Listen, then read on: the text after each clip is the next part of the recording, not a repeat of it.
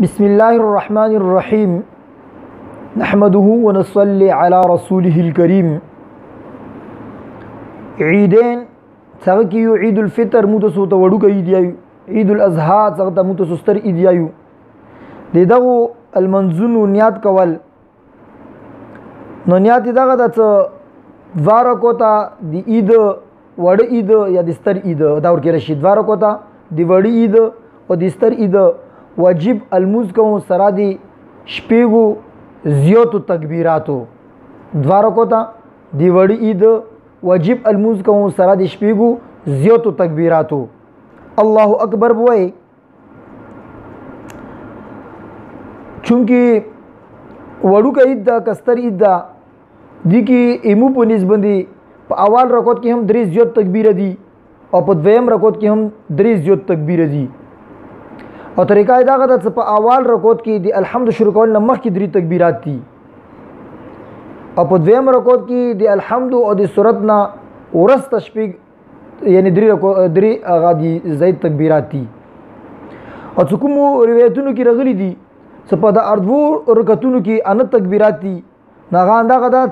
اول کې درې تکبیرات اخذ یو شو یو تکبیر تحریما شو یو تکبیر دی رکوع ولا شو پنځه دویم رکعت کې درې زید تکبیر او یو دی رکوع ولا څلور نو پنځه دي 4 نو هغه اندغه طریقه ده بهرحال ایمو په نسبندي درې زیات تکبیرات دي په اول رکعت کې درې زیات تکبیرات دي په دویم رکعت کې طریقه یې ورسته خيو او که یو سړی په بار ملک دا چې امام شفیع صاحب رحمت الله علیه یا امام مالک رحمت الله علیه یا امام محمد بن حنبل رحمت الله علیه هغه امامونو بس الموز کوي هغه کوم طریقه کوي بالکل هغه غوندي کول شي احناف هغه بس الموز کوي دي الموز مغارم نه کول شي احناف په نسبت دي عید المنزه ادا کولو طریقه دا غاټ اول به زړه سره نیت وکي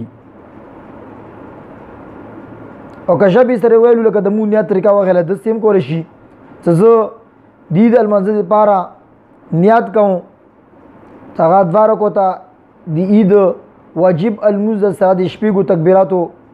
دی وخت یې زیر امام بسي محمد کعبه شریفی بلوي کړه الله اکبر کله سي امام وای او امام اتباع اسیو کی زوی دا هغه بتیای دینه بعد تکبیری تحریما سره به اردوړه لسونه هغه چکی الله اکبر بدسي وای او نمونه لون دی بکی دی لکه څنګه عام طریقې سره مو المنزه کې نمونه لون دی لسونه کیدو دینه بعد و امام اور مقتدی اردوړه ثنا وای یعنی سبحانك اللهم وبحمدك وتبارك اسمك وتعالى جدك ولا اله غيرك دي زونه کې به امام الحمد شکر لمخ کی زید تکبیرات یی الله اکبر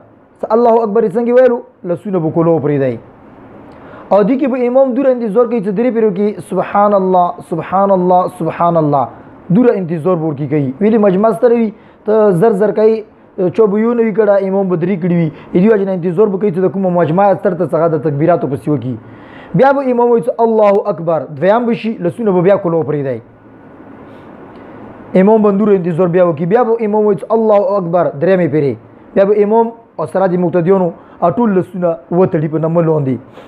دیره بعد به امام الحمد وی سورات وی خا خبره ده چې په دې ورځ باندې مستحب دا غدا س امام سبح اسم ربك الاعلى سورات وی سوره اعلى څو تیر شي امام بلور شروع کوته سجدا بو کی رچک بشي اوس کې دویم رکعت شروع کی په دویم رکعت کې امام به الحمد وی سورات په هم وی سورات سی خا خبره ده چې سوره غاشیه هل اتاک حدیث الغاشیه وی مستحب دا غدا کله سورات پورا شول رکوع ته تلل نو مخکې به امام بیا وایي الله اکبر لسونه به مقتدیون چکی سره او اغنبات کولو پرې دی بیا به اندي زور اندور کوي لکه درې پر سبحان الله سبحان الله سبحان الله ویل شي بیا به امام وایي الله اکبر لسونه به بیا کولو پرې دور شي بیا به وایي الله اکبر لسونه به کولو پرې دور شي سلام الله اکبر سره به امام رکوع ته لور شي او مقتدیون به هم سره رکوع ته لور شي بهرحال طریقه دا غشوله صدغه دو رکعتونو کې اول رکعت کې د کوم درې زید تکبیرات دي هغه د الحمد او سورت نه مخ کې دي او دویم رکعت کې کوم دي هغه د الحمد او سورت نه او د رکوع نه مخ کې دي نو دای طریقه ده او دغه تکبیراتو کې به سړی لسونه کولو پرې دی دا طریقہ دی ستر عید المنځ کې هم انداغه نمونه ده لکه څنګه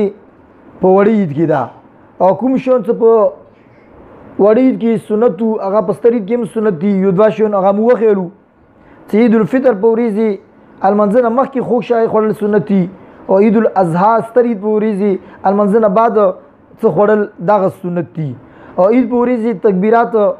وړه عید په ورځ تکبیرات ورور یل سنت دي په لارې باندې کله سي او ستر عید په ورځ باندې تیز یل دا سنت دي او عید الموز دی پارا کاغه وړو کې عید دا کستر عید دا نه اذون شتو دا نه اقامت شتو دا یعنی وړو کې عید دا کستر عید دا دی ورځ باندې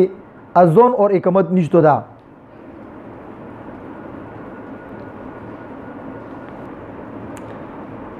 خطبه دی اردوړو عیدون ولا دا د جمعې په شون دی المنځ دی لپاره شرط نه ده ځکه کوم شی شرط وي هغه مخکې وي المنځ نه دا شرط نه ده خطبه ځکه دا د المنځ نه بعد ده یعنی د عیدین ولا خطبه نه فرض ده نه واجب ده بلکې سنت ده او د جمعې ولا خطبه هغه واجب وي ځکه جمعې المنځ نه مخکې ده د عید کا وړوکه د کستر ده یغه په خطبه کې مستحب دغه د په اوالی خطبه کې اول مسلسل انا پیری الله اکبر الله اکبر الله اکبر الله اکبر انا پیری وای او په دویمه خطبه کې و پیری وای دا سنت اور مستحب دي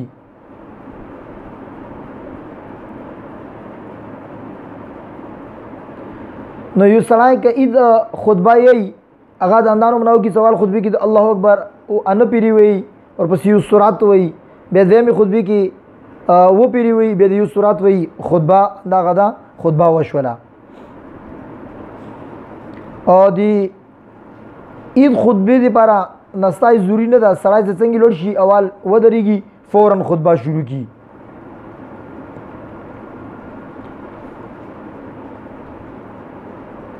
احناف په نسبت دی عید المنز اغا عیدګو کی اور په کلو میدان کې کول افضل دي اور مستحب دي ازتا منبر وړل ضرورت نشته په دې کې اختلاف ده علامه شمیر رحمت الله علیه سم منبر هغه زو توړل عیدګو توړل دا مکروه دي البته کازو کې عیدګو کې اول نه منبر جوړ کړه شو دا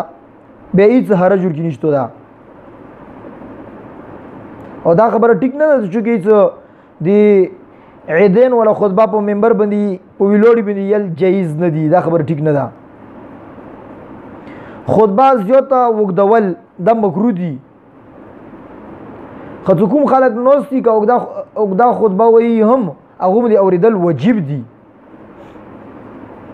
ټوله خطبه او که عید په خطبه کې ضروري مسایل بینول شي هغه اختصار سره او لږ د بیان کړی شي عید ولا خطبه یل اوریدل سنت مؤکد دي خاصه کله خطبه یل شي او یو سړی ازو کې موجود ده نو به دې کې خطبه یعنی اسی د عید ولا خطبه یل او د عید ولا خطبه اوریدل د سنت دي خو موجود ده به ازو کې اوریدل دا ته واجب دي دې ځونه کې خبرې کول یا نورا شور شغب لګول دا سخته ګناه ده د عید ولا خطبه خدا سنت په خپل باندې خ اوریدل او خاموش پټی کېدل اې لپاره واجب دي چا دو خطبه اوریدای شي یعنی شي اوریدل دي اوریدل شي کني شي اوریدل او د عید ولا خطبه څووري صحابه کرام په صفونو کې نوستو اوریدل به نو په کور دغه ته سړی صفونو کې نوسی په خپل ځینو باندې عید ولا خطبه ووري او د عید ولا خطبه کوم امام یې هغه ته په کور دغه سنت دغه څه په ویلوړي باندې وایي اګه څه عذر دی واجب نه په نوسی باندې ویلا بیا صحیح ده خدسي مداومت او بدینه دی کول په کور ځکه چې سنت پر دوالو هغه دا ورکی نو دی اجازه به نشته ده که سړی نشي کوله په ویلوړي باندې نشي لا بل څه طریقه دا وکړل شي او کدی ایدینو په خطبه کې امام کوم تکبیرات یې نو مقتدیانو ته هم په کور دغه دا کوم حاضرین دي هغه دی ورو د تکبیرات ورسوي او ان الله وملائکته یصلون علی النبی بعد درود شریف په کور د حاضرین ورو پزړه کی وي دا اهمي ضروری مسلې وي الله تعالی دې موږ ته په دې باندې پوهه نصیب کی سمجھ نصیب کی آمین برحمتک یا ارحم الراحمین